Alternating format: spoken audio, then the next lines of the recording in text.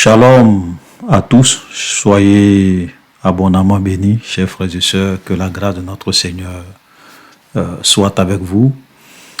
Aujourd'hui, dans cette vidéo, nous allons parler des attributs de Dieu. Nous allons parler de la personne de Dieu et surtout des attributs de Dieu. Donc, on va essayer de comprendre un certain nombre de choses sur le Dieu que nous adorons. Dieu est éternel, ça veut dire quoi? La vie éternelle, ça veut dire quoi? Dieu est parfait, qu'est-ce que cela veut dire? Dieu est amour, qu'est-ce que cela veut dire? Dieu est justice, qu'est-ce que cela veut dire? Dieu est omniscient, Dieu est omniprésent, Dieu est omnipotent. Qu'est-ce que tout cela veut dire? Voilà. Donc, on va essayer un peu de vous expliquer certains aspects, vous donner certaines informations. Voilà, les attributs de Dieu.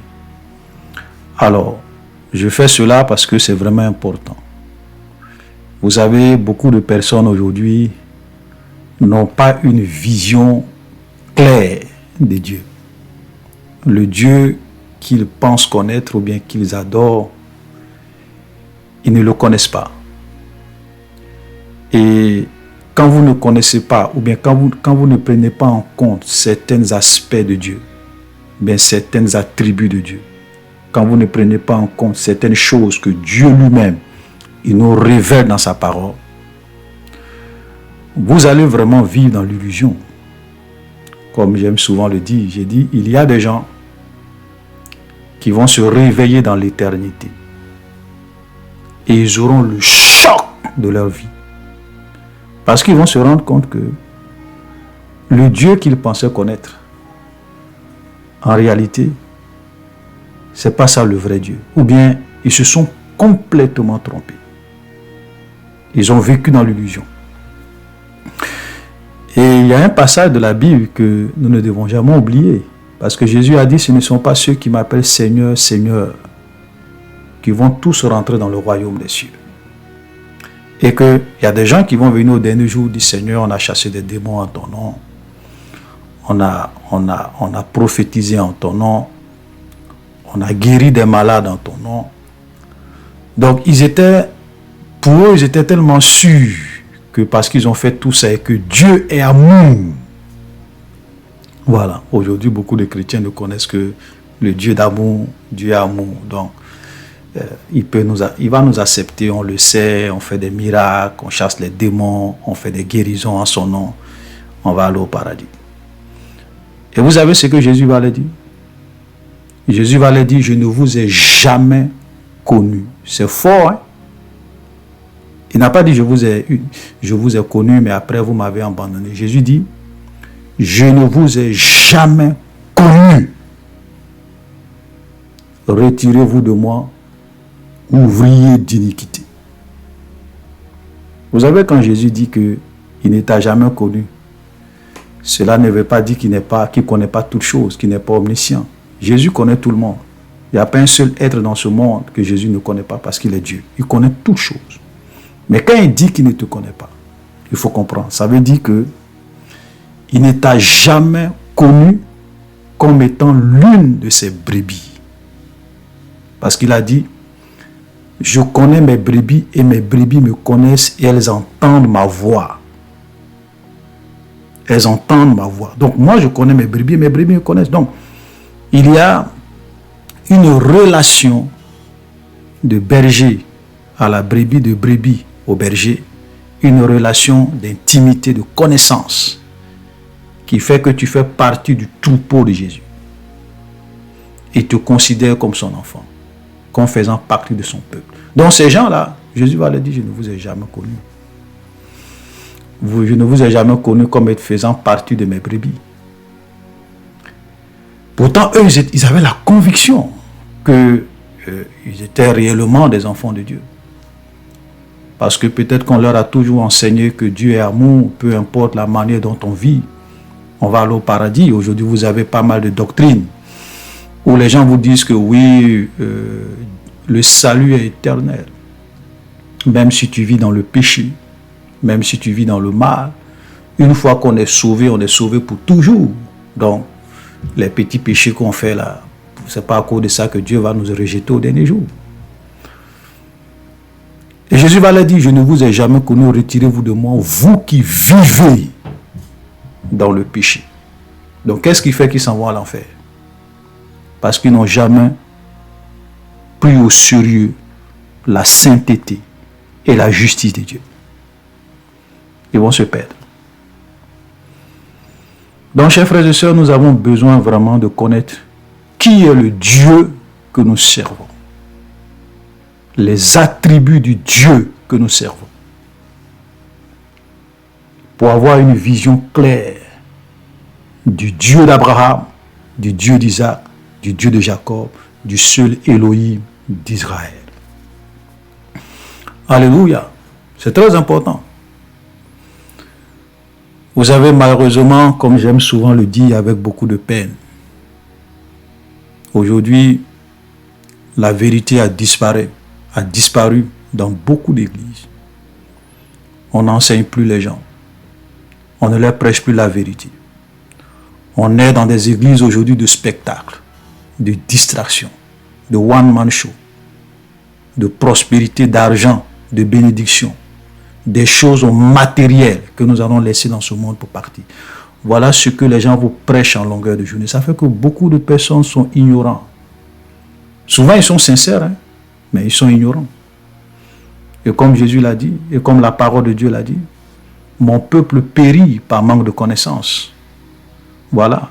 Et Jésus a dit, vous connaîtrez la vérité, et la vérité vous affranchira. Et sans oublier aussi tous ces fausses doctrines, tous ces faux hommes de Dieu, ces faux prophètes qui sont venus dans l'église pour tromper les gens, pour égarer les gens. C'est terrible. Et donc, si vous ne lisez pas votre Bible, si vous ne connaissez pas la parole de Dieu, si vous-même vous ne développez pas une certaine intimité avec le Seigneur, vous allez être trompé facilement.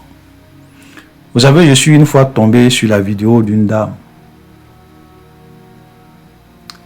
Une simple femme. Une simple dame. Elle n'est pas bishop. Elle n'est pas prophète international. Elle n'est pas pasteur. Et les gens voulaient lui faire croire que non, le salut est éternel. Et elle dit qu'elle ne peut pas accepter ça.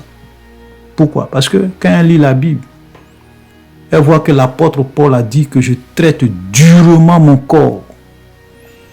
Je le tiens assujetti. De peur d'être moi-même rejeté après avoir prêché aux autres. Et elle dit, mais si le salut est éternel, pourquoi Paul dit qu'il traite durement son corps, qu'il le tient assujetti, de peur que lui, Paul, qui a cru en Dieu, qui a accepté Jésus comme son Seigneur et son Sauveur, qui a même vu Jésus, la conversion de Paul, là, c'est pas quelqu'un qui est venu dire à Paul, Jésus t'aime. Il a vu Jésus, il a entendu Jésus sur la route de Damas. Et il s'est converti à la suite d'une rencontre et d'une révélation de Jésus. Ce même Paul, il a été enlevé, ravi, jusqu'au 3e ciel. Il allait au paradis. Il dit qu'il a entendu des choses qui n'est pas permis à un homme d'entendre. Donc Paul a vu le paradis. C'est ce Paul-là qui dit, je préfère traiter durement mon corps, le tenir assujetti, de peur que Dieu ne puisse pas me rejeter un jour, après avoir prêché aux autres. Parce que Paul était conscient que Dieu, dans sa justice, il ne fait exception de personne. Le salaire du péché, c'est la mort. Si tu l'as accepté, que tu continues à pratiquer, à vivre dans le péché, faut pas dire Dieu est amour. Tu es en train de vivre dans l'illusion. Donc, voilà la réaction d'une femme qui n'a pas fait école pastorale, qui n'est pas docteur en théologie, qui n'a pas doctorat en divinité. Voilà, parce qu'il y a des gens aujourd'hui, j'ai même entendu, je ne sais pas, à quelque part, quelqu'un disait que il a un docteur, ou bien il a un doctorat en divinité. Voilà. Malgré tout ça, quand vous écoutez ce qu'ils enseignent, vous êtes découragé. Vous comprenez? Une simple femme, une simple dame. Parce qu'elle lit sa Bible. Tu ne peux pas venir lui raconter du n'importe quoi. Combien d'enfants de Dieu aujourd'hui sont trompés, sont séduits? On leur fait croire que Dieu est amour. Dieu n'est pas seulement amour, et nous allons voir ça aujourd'hui. Nous allons voir certains attributs de Dieu. Amen. Donc, chers frères et sœurs, je ne sais pas si je pourrais vraiment finir cette étude-là en une seule vidéo, mais on va essayer. Même si on n'a pas fini, on va peut-être faire une deuxième partie, parce que je veux aussi, à partir de la vidéo prochaine, ou bien après, en tout cas quand on va finir avec les attributs de Dieu, je vais vraiment reprendre, on va reprendre notre étude sur le livre de Jean. Voilà, parce qu'on est arrivé sur le chapitre 15 et il faut que on puisse reprendre et puis vraiment avancer et terminer. Voilà. Mais aujourd'hui, on va voir les attributs de Dieu. Alors, la première des choses que je voulais dire, vous savez, Dieu nous transcende, Dieu nous dépasse. En réalité, nous ne pouvons pas connaître Dieu de nous-mêmes. Donc tout ce que nous savons de Dieu, tout ce que nous pouvons dire sur Dieu, c'est ce que Dieu lui-même nous révèle dans sa parole. Alléluia. C'est ce que Dieu lui-même nous révèle dans sa parole. Parce que notre intelligence, on est trop petit pour connaître Dieu, les voies de Dieu et la pensée de Dieu. Parce que même l'intelligence que nous avons, c'est Dieu qui nous a donné. La sagesse que nous avons, c'est Dieu qui nous a donné. Donc Dieu, tu ne peux pas le saisir par ton intelligence et par ta logique. Il te transcende. Amen. C'est pour cela que je dis, et je l'ai souvent dit, j'ai dit, on peut raisonner sur tout. Tu peux raisonner sur les choses finies, sur les hommes, sur les animaux, sur les anges. Tout ce que Dieu a créé, qui est limité, ok, qui a un début, tu peux raisonner sur ça. Mais Dieu, il est la limite de ta réflexion. Il est la limite de ton raisonnement. Il te transcende. Regardez ce que la Bible nous dit dans Ésaïe. Dans Ésaïe 55, le verset 9, « Autant les cieux sont élevés au-dessus de la terre, autant mes voix sont élevées au-dessus de vos voix et mes pensées au-dessus de vos pensées. » Donc là, Dieu est en train de te dire, regardons l'écart entre le ciel et la terre. Ok? Et quand on parle de ciel, voyez, ne voyez même pas les nuages. Allez au-delà, les étoiles, allez, regardez l'écart. Donc vous voyez que Dieu, on ne peut pas saisir ses voix, on ne peut pas saisir ses pensées. Tout ce que nous pouvons savoir de Dieu, c'est ce qu'il nous révèle dans sa parole. Amen. Ça c'est vraiment très important. C'est pour cela que quand on arrive sur Dieu, vous savez, quand vous êtes devant un être comme Dieu, dites-vous que vous êtes devant un mystère. Dieu, vous êtes devant un mystère, vous êtes devant un abîme sans fin. C'est-à-dire que même plus tu vas en profondeur, plus tu te mélanges, tu te perds. Parce que tu ne peux pas le sonder. Tu ne peux pas le connaître sur toutes ses facettes. C'est impossible. Le jour que nous allons connaître tous les aspects de Dieu, c'est que nous sommes devenus nous-mêmes Dieu, ce qui est impossible. Même dans l'éternité, nous allons continuer à connaître Dieu et à apprendre de Dieu. Jésus l'a dit dans Jean 17, verset 3. Jésus dit, « Oh, la vie éternelle, c'est qu'ils te connaissent, toi le seul vrai Dieu. » Voilà, on va expliquer tout à l'heure la vie éternelle. Vous comprenez?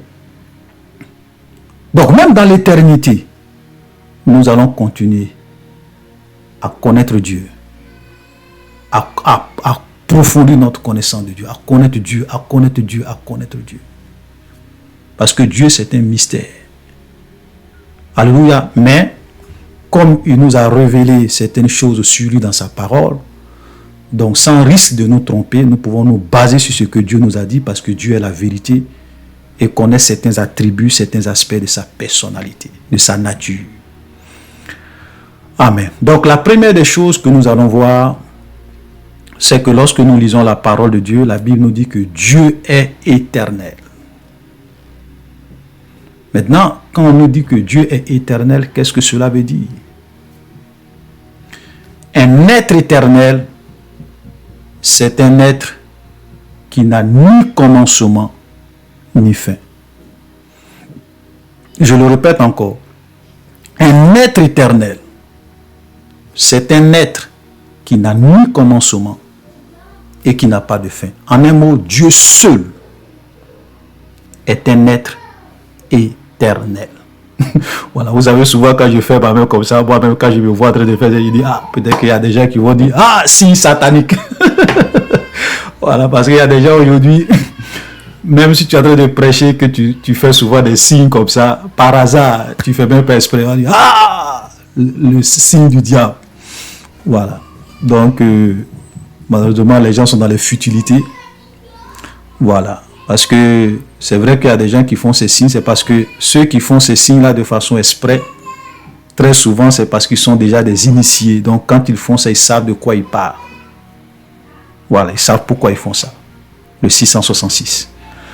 Bref, c'était une parenthèse. Donc, un être éternel, c'est un être qui n'a ni commencement et qui n'a ni fin. Dieu seul est éternel. Vous savez, les anges ne sont pas des êtres éternels.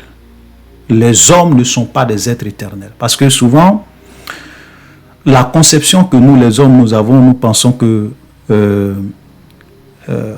même quand on parle souvent même de la vie éternelle, on se dit la vie éternelle, c'est une vie sans fin. Ou bien un être éternel, c'est un être qui peut vivre sans fin, qui a une vie sans fin. Non, c'est pas ça. Même la vie éternelle. La vie éternelle n'est pas une vie sans fin. La vie éternelle, c'est une vie qui n'a ni commencement et qui n'a ni fin. Et cette vie-là, c'est la vie de Dieu. C'est Dieu lui-même. Jésus dit, je suis le chemin, la vérité et quoi? Et la vie. Donc, Jésus est la vie. Il est la vie éternelle. Donc, c'est pour cela qu'il définit la vie éternelle. Jésus définit la vie éternelle. Il dit, la vie éternelle, c'est qu'ils te connaissent, toi, le seul vrai Dieu,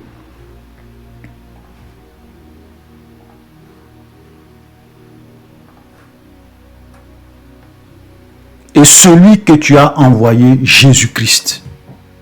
C'est ça, voilà comment Jésus définit la vie éternelle.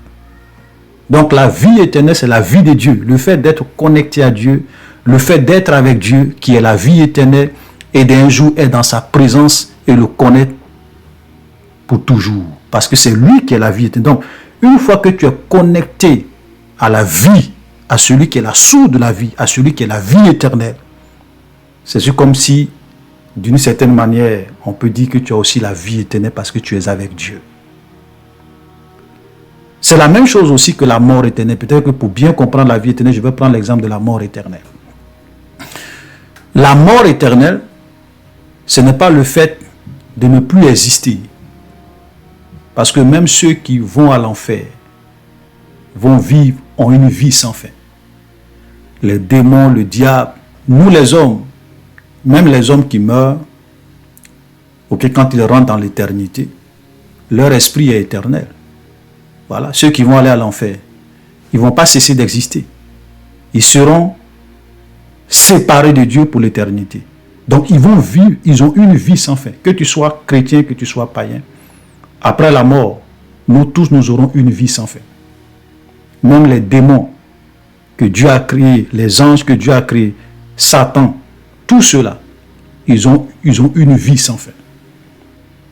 Mais la Bible dit que ceux qui seront jetés dans les temps de feu sont morts éternellement pour Dieu.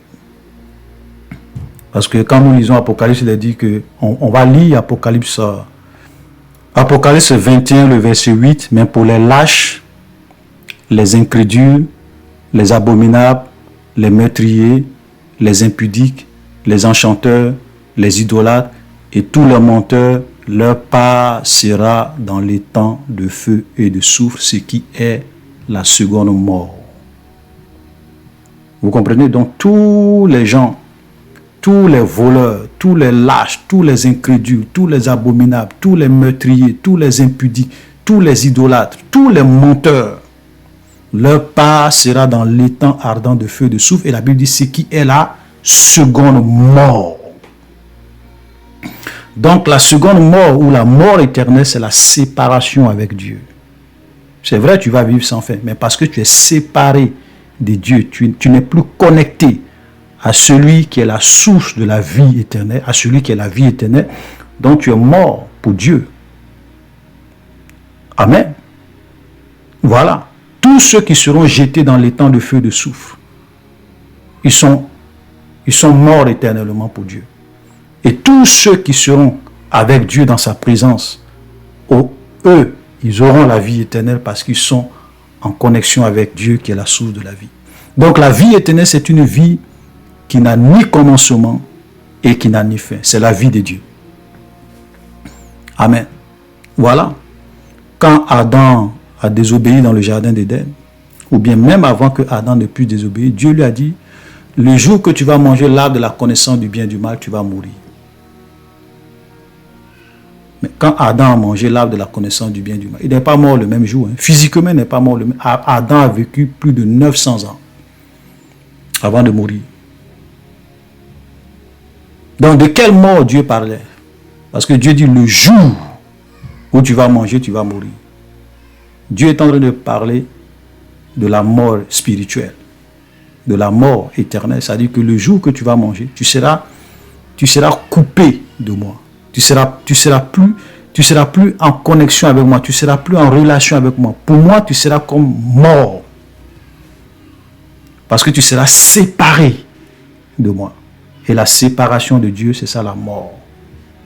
Être séparé avec Dieu pour l'éternité, c'est ça la mort éternelle. Donc la mort physique n'est rien d'autre qu'une conséquence de la mort spirituelle. Alléluia. Voilà, on ne va pas trop rentrer dans les détails pour ne pas faire long. Voilà, donc c'est un peu ça.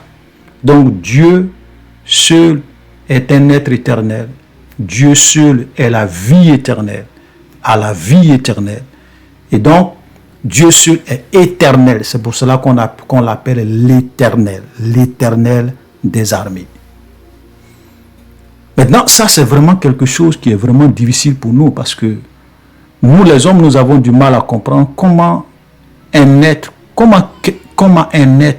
ne pas avoir de commencement.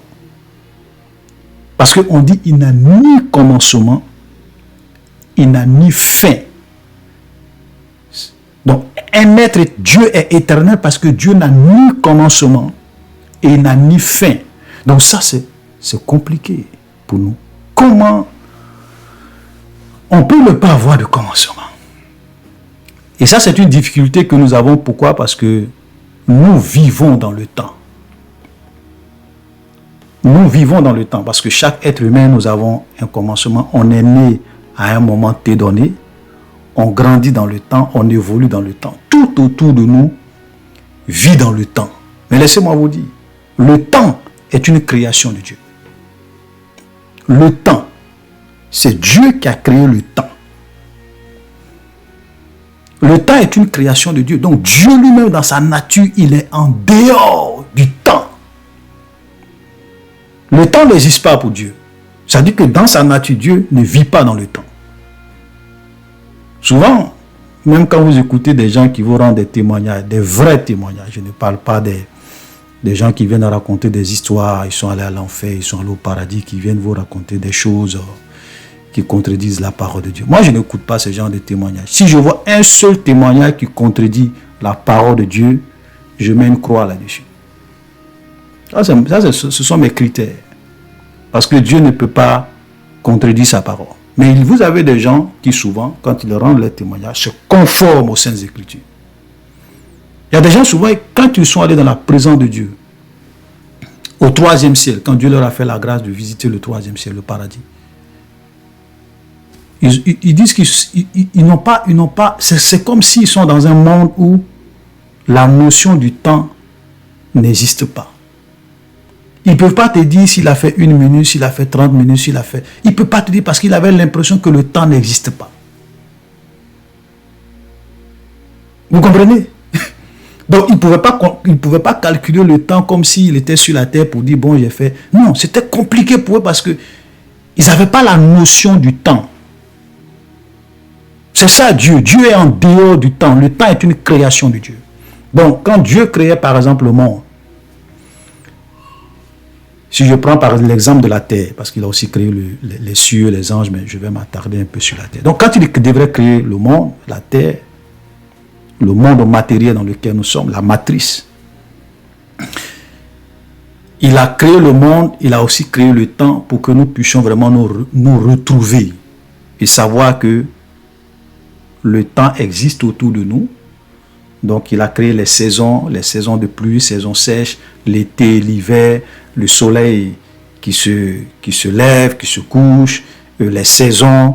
Donc, tout ça, la lune, les étoiles. Donc, tout ça pour nous amener à comprendre que, pour nous faire comprendre la notion du temps, que nous vivons dans le temps.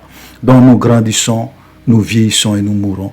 Tout ça. Donc, le temps est une création de Dieu. Donc, c'est pour cela que, en fait, comme nous vivons dans le temps, nous avons vraiment du mal à comprendre un être qui n'a ni commencement et qui n'a ni fin. C'est compliqué pour nous, parce que l'homme a toujours tendance à vouloir ramener Dieu à son niveau pour le comprendre.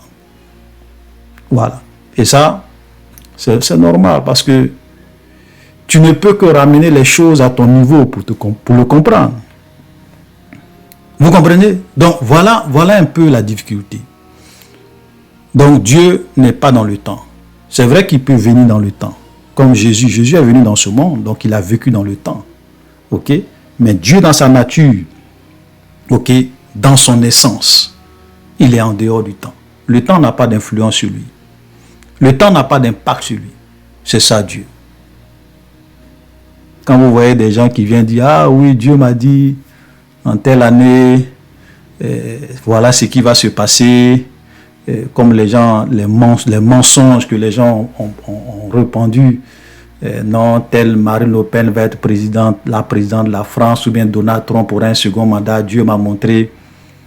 Et puis après, quand ça ne se réalise pas, il vient dire, ah oui, les satanistes ont fait beaucoup de sacrifices, donc la prophétie que j'avais annoncée là ne s'est pas réalisée, parce qu'ils commencent à vous justifier, Et moi je le dis, ces gens-là, s'ils étaient au temps de Moïse, ils étaient morts. Parce que la parole de Dieu nous dit dans Deutéronome 18, le verset 20, et puis tu descends, il dit que si un prophète aura l'audace de dire à mon nom une seule parole, il n'a même pas dit deux, une seule parole que je ne lui ai point commandé de dire, ce prophète-là sera puni de mort. Et comment sauras-tu que ce n'est pas Dieu qui a parlé? Lorsque ce que dira le prophète n'arrivera pas et ne s'accomplira pas, ce sera une parole que l'Éternel n'aura point, que l'Éternel ne lui a point inspiré de dire. Et ce prophète-là sera puni de mort. Aujourd'hui, vous avez des soi-disant prophètes qui s'amusent avec Dieu, avec le nom de Dieu. Et ce qui est étonnant, c'est de voir des chrétiens qui continuent à les écouter, à suivre les enseignements. Non, frère, Dieu me dit, voilà ce qui va t'arriver cette année. Tu auras le mariage, tu auras le voyage. Voilà, tu sais, tu auras un enfant. Et ça n'arrive pas. Et ouais, les chrétiens, non. La parole de Dieu dit que si la prophétie tarde, si la prophétie tarde, il faut l'attendre. Elle s'accomplira certainement. Quoi? Dieu va te donner une prophétie. Et cela ne va pas s'accomplir dans le temps. Et tu dis que tu dois attendre. Ce n'est pas Dieu qui a parlé. Ce n'est pas Dieu qui a parlé. Quand vous prenez l'exemple d'Abraham, Dieu a dit à Abraham, je vais te donner un enfant. Mais Dieu ne lui a pas dit quand. Donc Abraham a attendu, parce que Dieu ne lui a pas dit que cette année tu auras un enfant. Ou bien dans 2 ans tu auras un enfant. Ou bien bientôt tu auras un enfant. Dieu ne lui a pas dit ça. Dieu lui a dit à Abraham, fais-moi confiance. Tu auras un enfant. Et le jour que le temps de Dieu était arrivé, Dieu maintenant est venu vers Abraham pour lui dire, l'année prochaine, à cette même période, ta femme Sarah aura un enfant. Dieu, cette fois-ci, lui a donné le temps. Et exactement l'année prochaine, à la même période, Sarah a accouché son fils Isaac. Dieu ne parle pas pour parler. Quand il te donne un temps, sa parole va s'accomplir. S'il ne te donne pas un temps, là peut-être tu peux attendre parce qu'il ne t'a pas dit quand ça va arriver. Mais comment se fait-il qu'aujourd'hui des chrétiens acceptent ces mensonges, ces flatteries, ces escroqueries? Oui, c'est mon prophète. Non, vraiment, c'est vrai, tout ce qu'il a l'habitude de dire, c'est vrai. Mais cette fois-ci, il s'est trompé.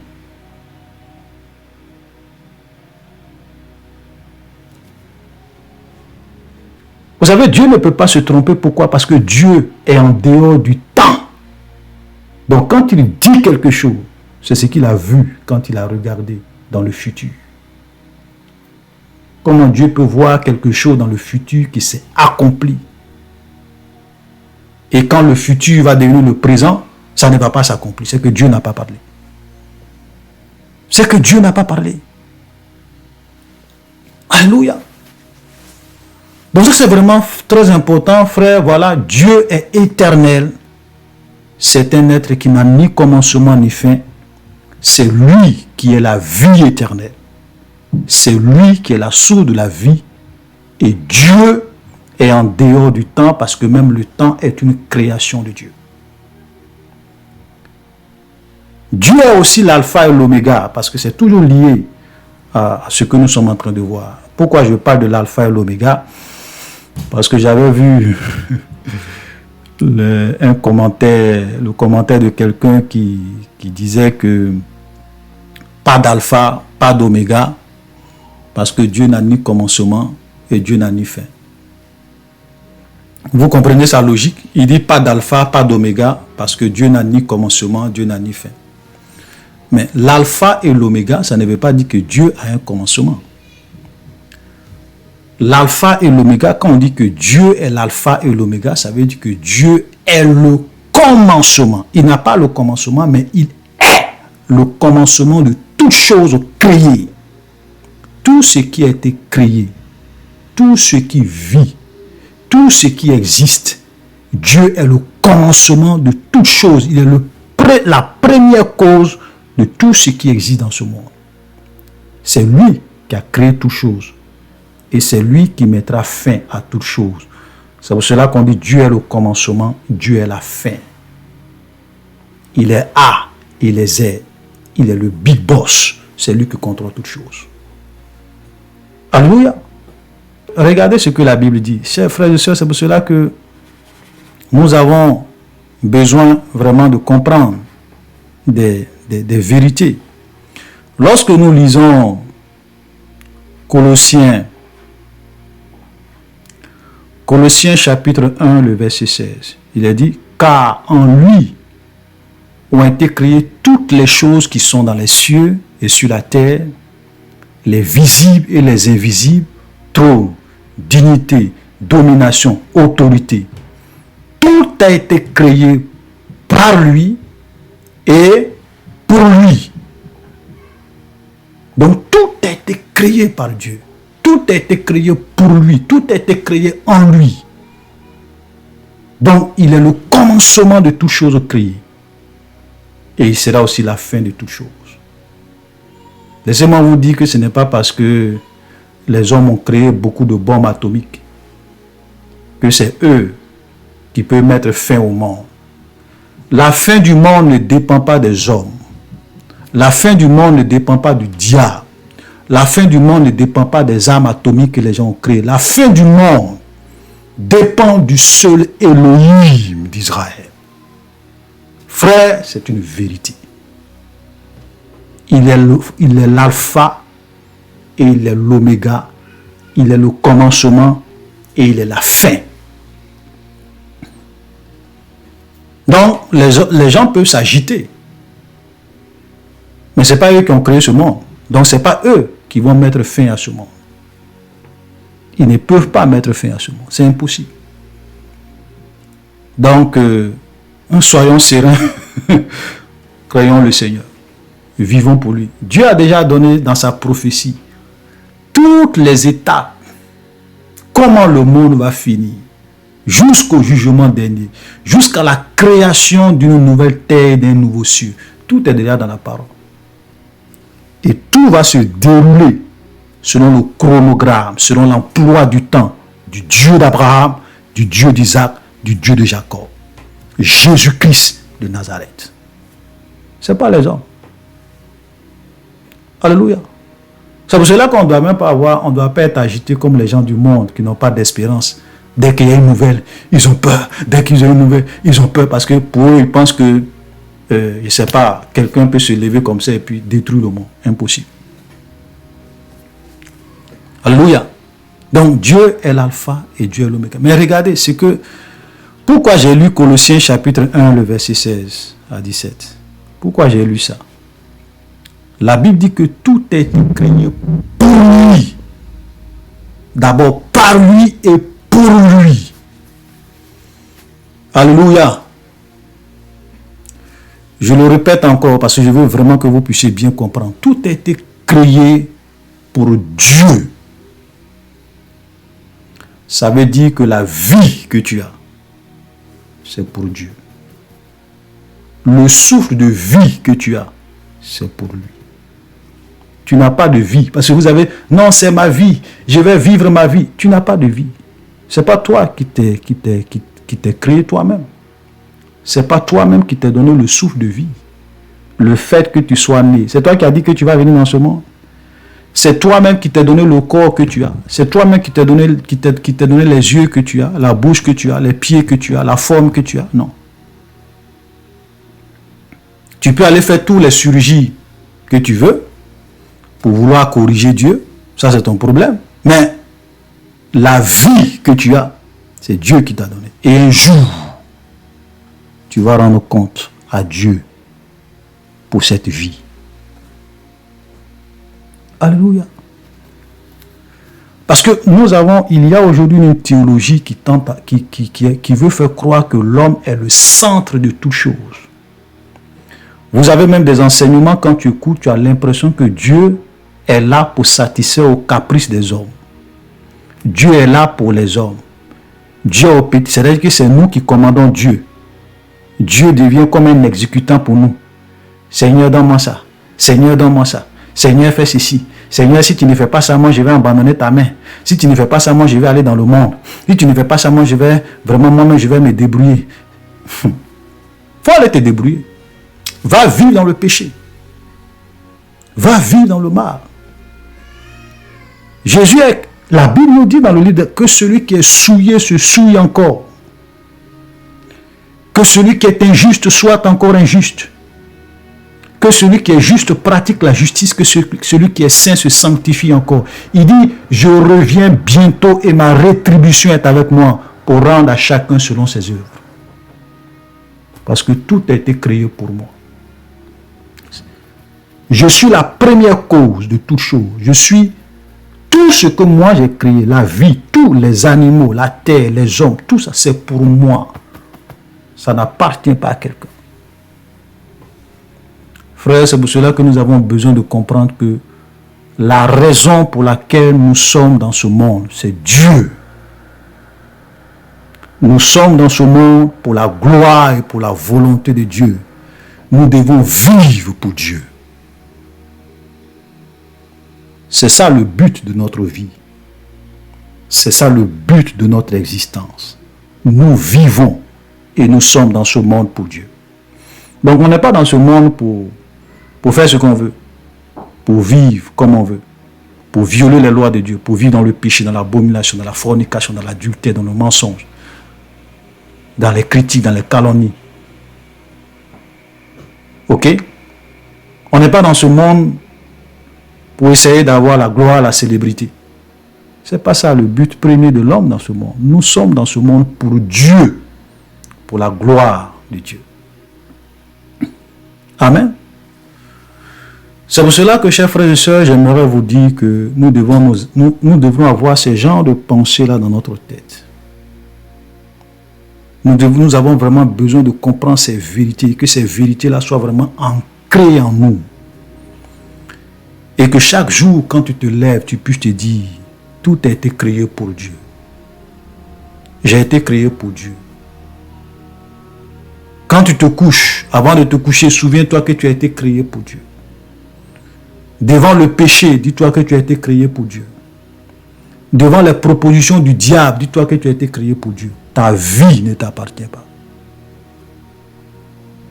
Ta vie, ça ne t'appartient pas. Amen. Laisse-moi vivre ma vie. C'est ma vie.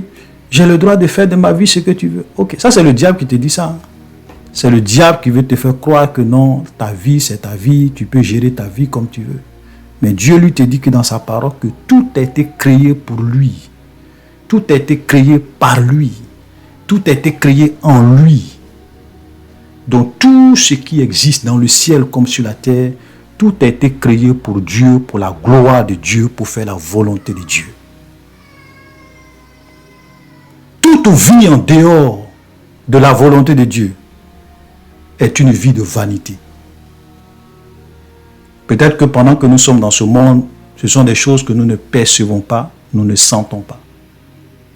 Voilà. Parce que Dieu est tellement bon que nous respirons. Nous avons la santé, nous marchons. Dieu est bon. La Bible dit que Dieu est tellement bon qu'il fait briller son soleil sur les méchants et sur les justes. Dieu est tellement bon qu'il fait pleuvoir sur les méchants et sur les justes. Vous savez, tous, même les pires criminels dans ce monde qui respirent, qui vivent, vous savez pourquoi ils vivent? Ce n'est rien d'autre que la manifestation de la bonté de Dieu. Pendant qu'ils sont sur cette terre.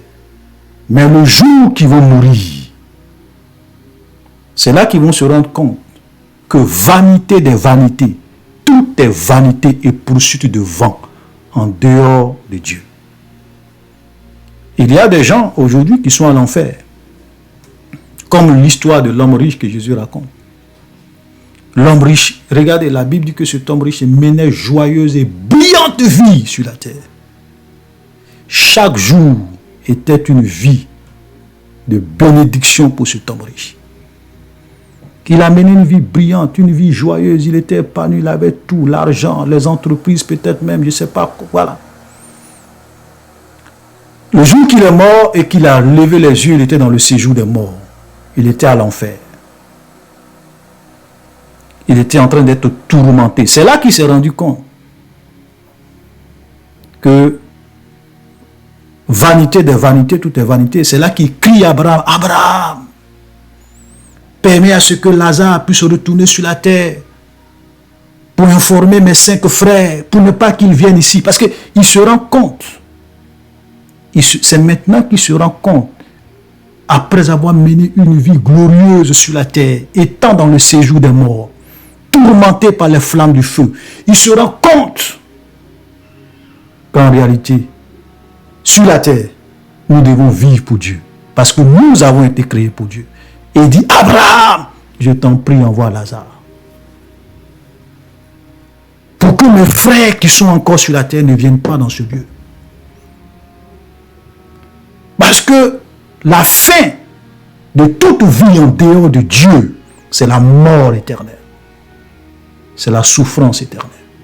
Et je ne veux pas que mes frères viennent ici. Frères, nous sommes encore vivants. Nous avons la possibilité d'entendre Dieu. Je sais que même souvent quand on dit ces choses, il y a des gens qui disent, ah, c'est du n'importe quoi. Ok. Voilà, ok. Vous savez, Dieu ne force personne. Même quand l'homme riche a dit ça à Abraham, Abraham a raison. Abraham dit, même si un mort s'en va vers eux, ils ne vont pas se repentir. Ils ont Moïse et les prophètes qui les écoutent. Vous comprenez? En un mot, ils ont des hommes de Dieu, ils ont la parole de Dieu, ils ont la Bible avec eux, des gens qui leur enseignent la parole, qui les écoutent. Et c'est ce que nous sommes en train de faire, nous enseignons la parole de Dieu. Amen. Donc, frères et sœurs, je vous en prie, vous savez, c'est pour cela que l'apôtre Paul dit ceci. Parce que les gens comme Paul, ils ont compris le sens de la vie. Il dit, car j'ai l'assurance que ni la mort, ni la vie, ni les anges, ni les dominations, ni les choses au présent, ni les choses à venir, ni les puissances, ni les hauteurs, ni les profondeurs, ni aucune autre créature ne pourra nous séparer de l'amour de Dieu manifesté en Jésus-Christ notre Seigneur. Paul a compris le sens de la vie. Et il dit, ni la vie, ni la mort, ni le siècle présent, ni le siècle à venir, ni les choses dans ce monde, aucune autre créature. Il y a des gens qui ont abandonné la main de Dieu à cause des femmes, des créatures. Il y a des gens qui sont devenus des païens à cause des hommes, à cause des femmes, à cause du sexe, à cause de la pornographie. Ils sont devenus des païens. Ça veut dire qu'ils ont été séparés de l'amour de Dieu à cause des créatures. Ils n'ont pas fait attention à ce que Paul a dit. Ils n'ont pas compris le sens de la vie. Rien, frère. Il faut que cela soit ancré. C'est-à-dire que aucune chose matérielle, aucun plaisir de ce monde, aucun bien, aucun confort, rien ne pourra me séparer de l'amour de Dieu. Rien. Voilà. Je préfère mourir de faim que d'aller vivre dans la compromission et désobéir à la volonté de Dieu et être séparé de Dieu pour l'éternité. Jésus a dit que si ta main droite est pour toi une occasion de chute, il faut couper ta main, il faut jeter. Parce qu'il est avantageux pour toi d'avoir une main coupée que d'avoir ton corps entier, que de voir ton corps entier être jeté dans le feu de la géhenne. Jésus savait de quoi il parle. L'homme riche étant à l'enfer savait de quoi il parlait. Que celui qui a des oreilles qu'il entend ce que l'Esprit dit aux églises. Alléluia. Donc, ça c'est vraiment quelque chose de très important. Nous avons vraiment besoin de savoir ça. Tout a été créé pour Dieu. Tout a été créé par Dieu. Nous devons vivre et nous existons pour Dieu. Donc, nous sommes dans ce monde pour faire la volonté de Dieu et non pas notre propre volonté et non pas pour faire la volonté des hommes. Alléluia. Ensuite, nous allons voir un autre point. Dieu est parfait. Alléluia. La perfection de Dieu. La perfection de Dieu. Bon, ce qu'on va faire, on va s'arrêter là. Voilà, parce que je sais que si je veux rentrer dans la perfection de Dieu, on risque de prendre encore un peu de temps.